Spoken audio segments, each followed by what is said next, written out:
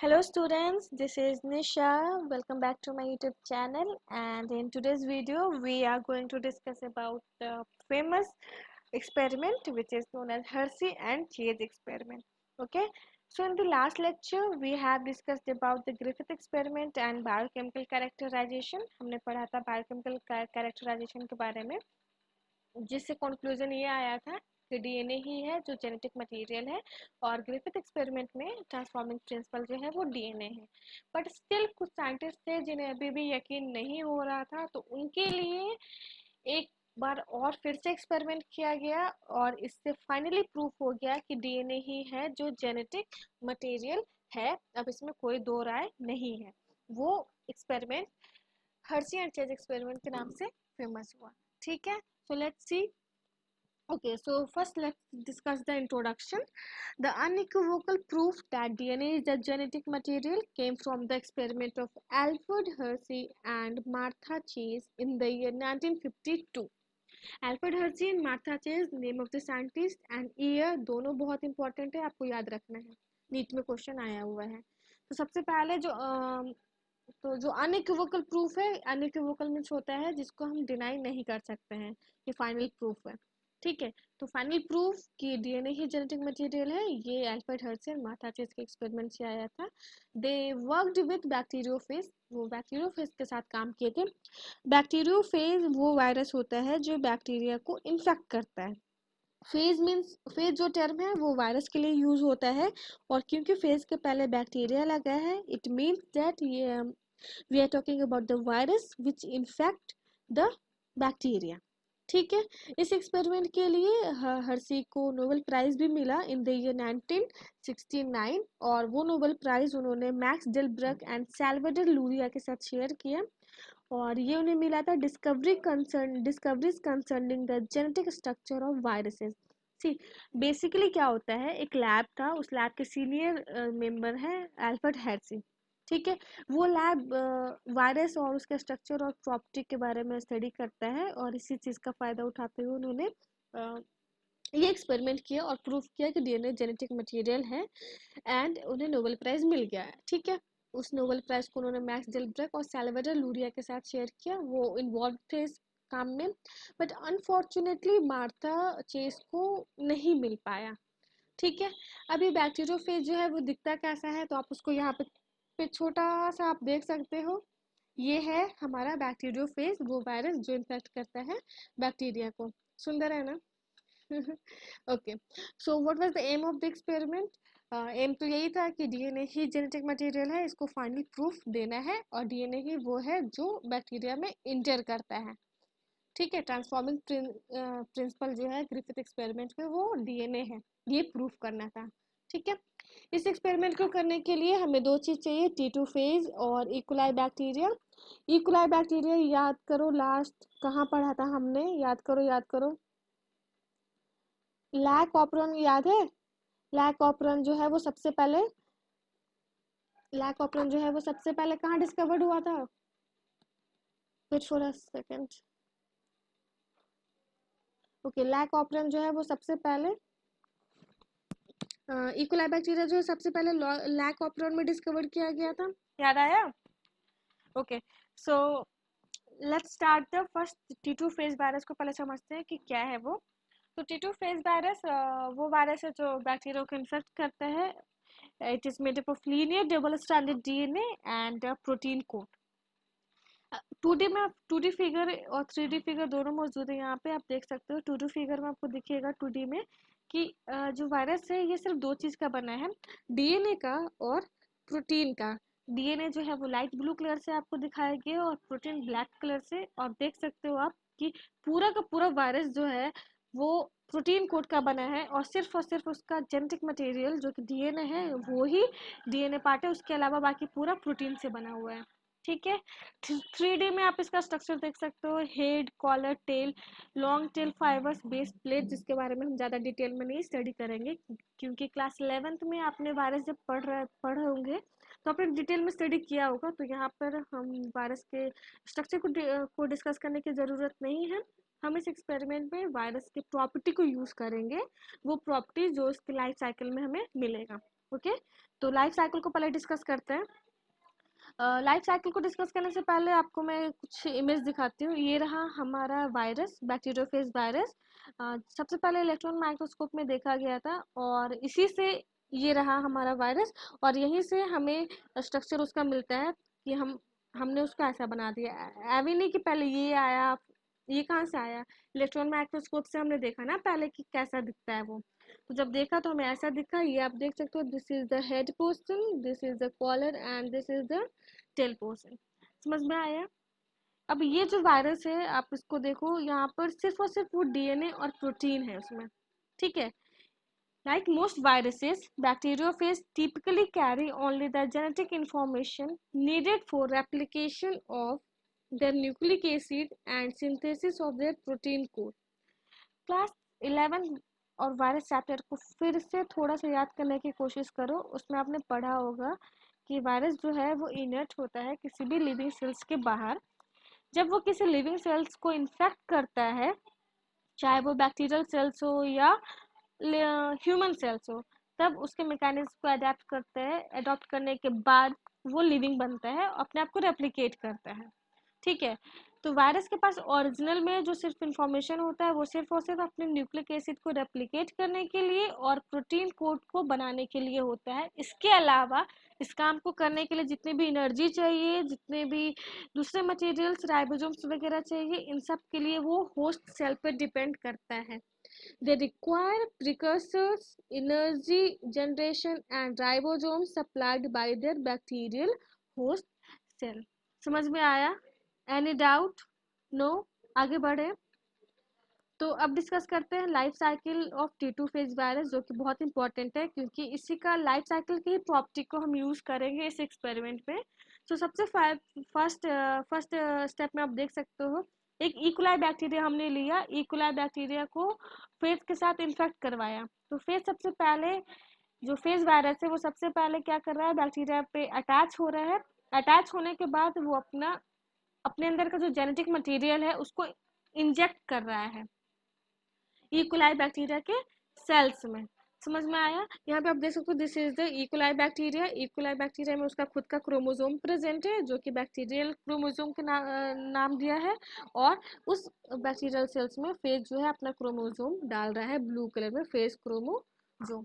ठीक है, second step में क्या हो रहा है, वैसे कुछ एंजाइम्स जो फेज वायरस के पास होता है, उस एंजाइम के हेल्प से वो बैक्टीरिया के क्रोमोसोम को, बैक्टीरियल क्रोमोसोम को डिग्रेड कर रहा है, ब्रेक डाउन कर रहा है, और फाइनली जब बैक्टीरियल क्रोमोसोम पूरी तरीके से ब्रेक डाउन हो जाएगा, उसके कुछ कंपोनेंट्स को हमारा कंपोनेंट्स या मटेरियल्स को जो हमारा फेज वायरस है वो यूज करेगा और अपने आप को रेप्लिकेट करेगा। In the third step, you can see replication of phase chromosome using bacterial material and phase enzyme.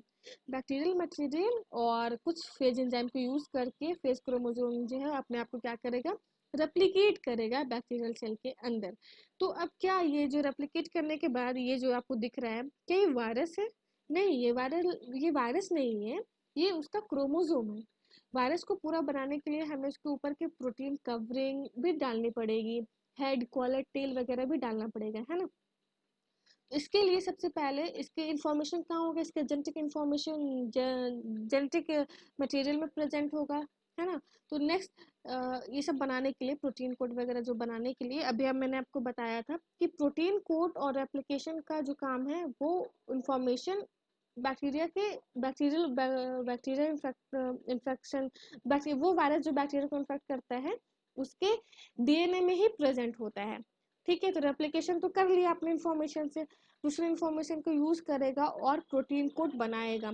ठीक है, expression of, in the fourth step you can see expression of phage gene to produce phage structural components. Phage gene को use करेगा और सारे structural components बनाएगा। For example phage sheath, base plate and tail fibres, और इन सबको assemble करेगा। एक वायरस को पूरे अच्छी तरीके से बनाने के लिए उसके सारे कंपोनेंट्स जो बन गए अलग अलग, उन सबको असेंबल तो होना पड़ेगा ना।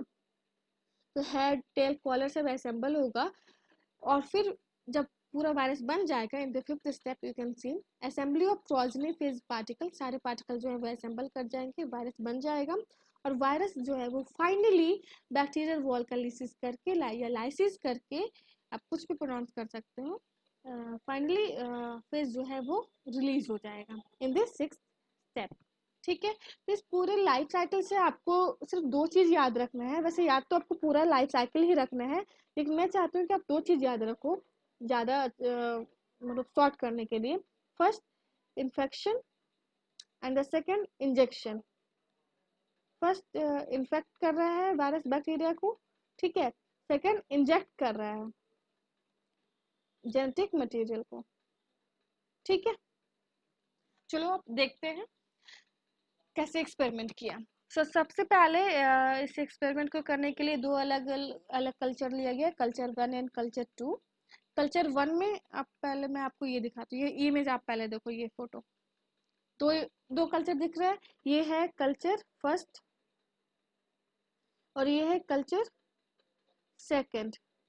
ठीक है, तो कल्चर फर्स्ट में क्या किया, bacteriophage was grown in medium containing radio active phosphorus. Bacteriophage को अलाउ किया कि सबसे पहले तो तुम क्या करो, इकोलाई बैक्टीरिया को इन्फेक्ट करो, और इकोलाई बैक्टीरिया को इन्फेक्ट करने के बाद आपको पता है इन्फेक्ट करने के बाद क्या होता है, अपने आप को रेप्लिकेट करता है ना, एक से ज़्यादा वायरस बनाता है।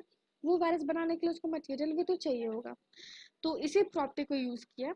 बैक्टीरियोफेज को सबसे पहले इकोलाई बैक्टीरिया को इन्फेक्ट करने के लिए बोला। जब वो इन्फेक्ट किया तो उसके अंदर रेप्लिकेशन होगा, रेप्लिकेशन करने के लिए उसको मटेरियल चाहिए होगा, और वो मटेरियल वो सराउंडिंग मीडियम से यूज़ करेगा। तो सराउंडिंग मीडियम में फर्स्ट कल्चर में क्या किया कि रेडियो एक्टिव फॉस्फोरस डाला, रेडियो एक्टिव फॉस्फोरस डाला। अब याद करो, थोड़ा बहुत पढ़ा होगा, याद होगा तो डीएनए जो है उसमें हमें फॉस्फोरस की रिक्वायरमेंट होती है। डीएनए में शुगर होता है, नाइट्रोजनस बेस होता है और फॉस्फोरस होता है ना, याद आया थोड़ा बहुत। तो अगर डीएनए बनाना है, जब एक से ज़्यादा वायरस बनेगा तो एक से ज़्यादा जेनेटिक मटेरियल भी चाहिए, है ना। यहाँ पे देखो, एक से ज़्यादा जेनेटिक मटेरियल चाहिए वायरस को बनाने के लिए, इट मीन्स दैट एक से ज़्यादा डीएनए चाहिए। तो जो नया डीएनए आएगा उसके लिए मटेरियल भी चाहिए होगा। वो मटेरियल फॉर एग्जांपल, चलो ठीक है, आपने सब कुछ यूज़ कर लिया, नाइट्रोजन बेस यूज़ कर लिया, शुगर यूज़ कर लिया, अब आपको फॉस्फोरस भी तो चाहिए होगा। तो फर्स्ट केस में क्या किया, हमने फॉस्फोरस को रेडियो एक्टिव कर दिया कि अब बैक्टीरिया, अब जो वायरस है वो नया वायरस बनाएगा तो वो ये रेडियो एक्टिव फॉस्फोरस यूज़ करके नया डीएनए बनाएगा। इट मीन्स दैट वो जो नया वायरस बनेगा अब वो रेडियो एक्टिव फॉस्फोरस यूज करेगा, उसके डीएनए जो है वो रेडियो एक्टिव हो जाएगा। ठीक है, तो आप साइड में कहीं लिख लो, डीएनए जो है उसको, उसमें फॉस्फोरस होता है, याद तो होगा ही, नहीं याद होगा तो लिख लो, फॉस्फोरस होता है। ठीक है, और फॉस्फोरस यहाँ पे रेडियो एक्टिव फॉस्फोरस है। ठीक है, सेकेंड केस में सेम काम किया, बैक्टीरिया को पहले इन्फेक्ट करने के लिए बोला, इकोलाई बैक्टीरिया को, और जब इन्फेक्शन होगा अपने रेप्लिकेट करेगा। तो रेप्लिकेट करने के बाद डीएनए तो बना लिया, चलो ठीक है, अब उसको प्रोटीन कोड भी तो बनाना होगा। तो प्रोटीन कोड को बनाने के लिए प्रोटीन चाहिए। अब प्रोटीन याद करो, प्रोटीन जो है वो अमाइनो एसिड्स का पॉलीमर है, और दो amino acid cysteine and methionine, ये दोनों अमाइनो एसिड जो है इसमें सल्फर कंपोनेंट्स होते हैं, और सल्फर कंपोनेंट्स बनाने के लिए आपको सल्फर की रिक्वायरमेंट है। इट मीन्स दैट प्रोटीन को अल्टीमेटली आप यही कह रहे हैं ना कि प्रोटीन को बनाने के लिए हमें सल्फर चाहिए। तो प्रोटीन कोट अगर बनाना है तो हमें सल्फर की रिक्वायरमेंट है। सल्फर कहाँ से मिलेगा, सराउंडिंग मीडियम से मिलेगा। इसलिए सेकेंड केस में हमने क्या किया, सराउंडिंग मीडियम में रेडियो एक्टिव सल्फर डाल दिया। ठीक है, रेडियो एक्टिव सल्फर डालने की वजह से अब जो प्रोटीन बनेगा वो प्रोटीन रेडियो एक्टिव प्रोटीन बनेगा। ठीक है, कल्चर फर्स्ट में हमने रेडियो एक्टिव फॉस्फोरस डाला था, जिसकी वजह से जो नया डीएनए बनेगा वो रेडियो एक्टिव बनेगा। ठीक है, अब इसका आप पिक्टोरियल व्यू देखो। फर्स्ट कल्चर में हमने क्या किया, बैक्टीरियोफेज को इन्फेक्ट करवाया इकोलाई बैक्टीरिया में, और उसको अलाउ किया ग्रो करने के लिए, और सराउंडिंग मीडियम में हमने डाला वो फॉस्फोरस जो कि रेडियो एक्टिव था। ठीक है, जिसकी वजह से नया जो डीएनए बना प्रोजेनी फेज में वो रेडियो एक्टिव बन गया। तो ये जो डीएनए है ये रेडियो एक्टिव डीएनए है। ठीक है, सेकेंड केस में हमने क्या किया था, सराउंडिंग में सल्फर डाला रेडियो एक्टिव, तो जो नया प्रोजेनी जो बना उसमें प्रोटीन कोड, उसका प्रोटीन कोड जो है वो रेडियो एक्टिव था। समझ में आया? रेडियो एक्टिविटी को हम रेड कलर या लाइट पिंक कलर से डिनोट करेंगे। यहाँ पे आप देख सकते हो ये लाइट पिंक कलर है, हम चलो इसको रेड बना देते हैं, ये रहा रेड। ठीक है, red colour is for radio activity. Second case में रेड कलर कौन सा होगा, प्रोटीन वाला पार्ट, ये पूरा पार्ट जो है ये क्या है, रेडियो एक्टिविटी शो करेगा। ठीक है, समझ में आया दोनों कल्चर?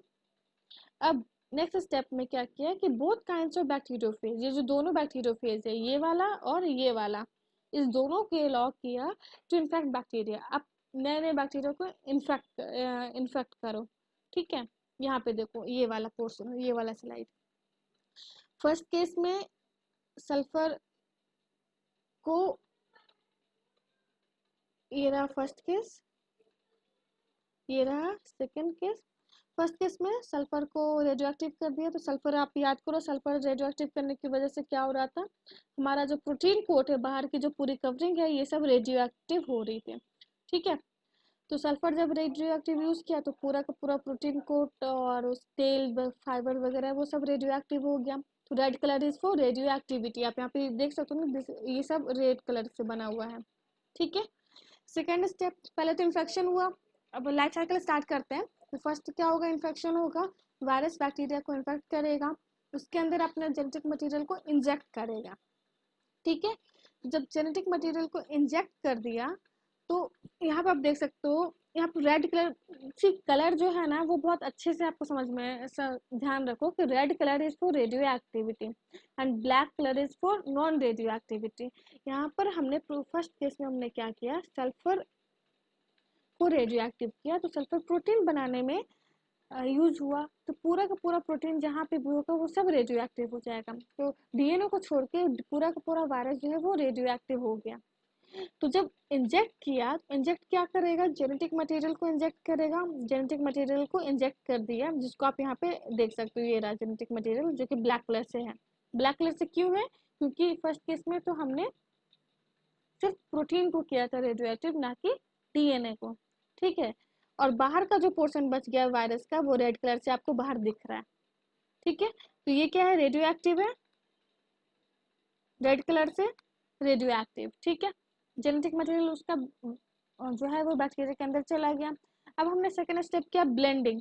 ब्लेंडिंग करने से क्या होता है, डिटैचमेंट हो जाता है, वायरस जो अटैच था बैक्टीरिया के साथ वो डिटैच हो गया। ठीक है, अलग हो गया बैक्टीरिया से। अब थर्ड स्टेप में हमने किया सेंट्रीफ्यूगेशन। सेंट्रीफ्यूगेशन करने से क्या होता है कि डेंसिटी ग्रेडियंट या उसके वजन के बेसिस पे सेपरेट हो जाता है। जैसे ये एक टेस्ट ट्यूब है, अगर हम इसको सेंट्रीफ्यूगेशन कर रहे हैं तो बैक्टीरिया, क्योंकि वायरस से थोड़ा सा बड़ा है, ज़्यादा मॉलिक्यूलर वेट है उसका, जो सॉरी मॉलिक्यूलर नहीं, ज़्यादा वेट है उसका। ठीक है, तो बैक्टीरिया क्या होगा, नीचे आकर बैठ जाएगा, ये नीचे वाले पोर्शन पे हमें बैक्टीरिया मिलेगा। बैक्टीरिया, ठीक है, ऊपर सुपरनेटेड वाले पोर्शन पे हमें मिलेगा वायरस। ठीक है, जब इसको ऑब्जर्व किया गया तो no radioactivity detected in cells, bacterial cell जो है वो हमें नीचे वाले पोर्शन में मिला, और बैक्टीरियल सेल्स में जेनेटिक मटेरियल होगा। ठीक है, तो उस बैक्टीरियल सेल्स में हमें रेडियो एक्टिविटी देखने को नहीं मिली। रेडियो एक्टिविटी हमें सुपरनेटेंट वाले पोर्शन में दिखी, ये जो सुपरनेटेंट वाला पोर्शन है ना, ये दिस इज द सुपरनेटेंट, इस वाले पोर्शन पे हमें रेडियो एक्टिविटी देखने को मिली। ठीक है, इट मीन्स दैट वायरस का वो पार्ट जो ऊपर रह गया वो रेडियो एक्टिव है, प्रोटीन नहीं गया, कि फर्स्ट केस में हमने प्रोटीन को रेडियो एक्टिव किया। ठीक है, अगर प्रोटीन जेनेटिक मटेरियल होता, प्रोटीन अगर बैक्टीरिया के अंदर जाता तो बैक्टीरियल सेल्स रेडियो एक्टिव दिखता, लेकिन बैक्टीरियल सेल्स रेडियो एक्टिव नहीं दिख रहा है। रेडियो एक्टिविटी हमें बाहर वाले सुपरनेटेंट में मिल रही है, जो कि बाहर रह गया था, जो कि बैक्टीरिया के अंदर इंजेक्ट नहीं हुआ। है ना। सेकेंड स्टेप में हमने क्या किया, डीएनए को रेडियो एक्टिव किया था, ठीक है। तो सेम स्टेप रिपीट होगा, first infection, injection, second blending and third is centrifugation. Centrifugation करने के बाद जब ऑब्जर्व किया तो उस केस में हमें रेडियो एक्टिविटी जो है वो बैक्टीरियल सेल्स में देखने को मिली। सही है ना, कितना सही है, क्योंकि हमने डीएनए को, सेकंड वाले केस में डीएनए को रेडियो एक्टिव किया और जेनेटिक मटेरियल जो है वो ट्रांसफर होता है जो बैक्टीरिया में। तो इस केस में बैक्टीरिया में हमें रेडियो एक्टिविटी देखने को मिल रही थी। इट मीन्स दैट बैक्टीरिया में जो गया वो क्या था, डीएनए था, ना कि प्रोटीन कोड। क्योंकि जब प्रोटीन कोड को रेडियो एक्टिव कर रहे एक्टिविटी से रेडियो एक्टिव कर रहे हैं हम लोग, तो प्रोटीन तो बाहर रह जा रहा है। तो उस केस में बैक्टीरिया जो है वो रेडियो एक्टिव के लिए पॉजिटिव नहीं है। सेकंड केस में जब हम डीएनए को रेडियो एक्टिव कर रहे हैं तो बैक्टीरियल सेल जो है वो रेडियो एक्टिविटी शो कर रही है। इट मीन्स दैट डीएनए ही है जो बैक्टीरिया को इन्फेक्ट कर रहा है, बैक्टीरिया के अंदर जा रहा है। No radioactivity detected in supernatant. समझ में आया, मतलब बैक्टीरिया में जो गया वो रेडियो एक्टिव था, और सेकंड केस में रेडियो एक्टिव क्या था, डीएनए को किया था हमने, और बैक्टीरिया उसी चीज को शो कर रहा है। इट मीन्स दैट बैक्टीरिया ने डीएनए को क्या किया, इंजेक्ट कर लिया, अपने अंदर ले लिया। समझ में आया, कोई डाउट है, कोई डाउट होगा तो प्लीज कमेंट सेक्शन में आप मुझे बताएं, मैं आपको पूरा पूरा है कोशिश करूंगी कि मैं आपके डाउट को क्लियर कर सकूं, ठीक है। तो ऑब्जर्वेशन क्या था, radio active phosphorus was found with bacterial cells. Phosphorus जो था रेडियो एक्टिव वो हमें बैक्टीरियल सेल्स में मिला। And radio active sulphur was not traced in bacterial cells, वो हमें बैक्टीरियल सेल्स में नहीं मिला, सिर्फ और सिर्फ सुपरनेटेंट में, जिसको घोस्ट बोलते हैं, उसमें मिला। ठीक है, वायरस के वो वाले पोर्शन में जो कि बाहर रह गया था उसमें हमें रेडियो एक्टिव सल्फर डिटेक्ट हो रहा था, और जो अंदर पोर्शन था बैक्टीरिया के अंदर उसमें हमें रेडियो एक्टिव फॉस्फोरस मिल रहा था। और हमें पहले से ही पता था कि जो प्रोटीन है वो सल्फर से बनता है और डीएनए जो है वो फॉस्फोरस से बनता है ना। जब फॉस्फोरस रेडियो एक्टिविटी शो कर रहा है तो मीन्स डीएनए जो है वो रेडियो एक्टिविटी शो कर रहा है, और डीएनए बैक्टीरिया के अंदर है। समझ में आया। So bacteriophage progeny carried only radioactive phosphorus and not radioactive sulfur. Is discovered within the bacteria and progeny phase, whereas sulfur 35 is not found with bacteria but released with phase ghost. ये basically sum up है इस पूरे 3 line का, कि radio active जो progeny है हमें उस प्रोजनी में रेडियो एक्टिव फॉस्फोरस मिल रहा था, ना कि रेडियो एक्टिव सल्फर। ठीक है, समझ में आ गया, कोई doubt? No. Okay, so conclusion क्या है, कंक्लूजन ये है कि एज घोस्ट या फिर कोट ऑफ बैक्टीरियोफेज जो है were not level with phosphorus 32 and only with sulphur 35। जो कोटिंग है वो प्रोटीन की कवरिंग है और वो सिर्फ सल्फर के लिए रेडियो एक्टिविटी शो कर रहा है, ना कि फास्फोरस के लिए। फास्फोरस जो है वो डीएनए में है। The result of the experiment clearly indicates that only DNA and not the protein enter the bacterial cell. Protein coat is left outside, protein coat जो है वो बाहर रह गया है और सिर्फ बैक्टीरिया ही है जो अंदर है। ठीक है, बैक्टीरियल सेल के अंदर गया है। The DNA entering the host cell carries all the genetic information for synthesis of new phase particle. DNA जो इंटर कर रहा है होस्ट सेल में वो सारे जेनेटिक इन्फॉर्मेशन को कैरी कर रहा है नए फेज पार्टिकल को बनाने के लिए। लाइफ साइकिल फिर से ध्यान दो आप, लाइफ साइकिल में क्या था, एक से अपने आप को रेप्लिकेट कर रहा था, नया वायरस बना रहा था, नया पार्टिकल्स बना रहा था, है ना। So this certainly proves that DNA is the genetic material in bacteriophage and not the protein. तो ये फाइनल प्रूफ मिल गया कि डीएनए ही है जो जेनेटिक मटेरियल है, प्रोटीन नहीं। क्योंकि अगर प्रोटीन जेनेटिक मटेरियल होता तो फर्स्ट केस में, इस वाले पोर्शन में हमें प्रोटीन बैक्टीरियल सेल के अंदर दिखता है ना, और bacterial cells radio activity show करता है, लेकिन इस केस में bacterial cells radio activity show नहीं कर रहा था, सिर्फ सुपरनेटेंट शो कर रहा था। It means that protein genetic material नहीं है, प्रोटीन ट्रांसफर नहीं हुआ। समझ में आया, और तो कोई डाउट नहीं है आप लोगों को। आई होप कि समझ आ गया होगा। Okay, so thanks. अगर समझ नहीं आया होगा तो प्लीज़ आप कमेंट सेक्शन में मुझे बताएं, and like share and subscribe करना ना भूलें। Thank you.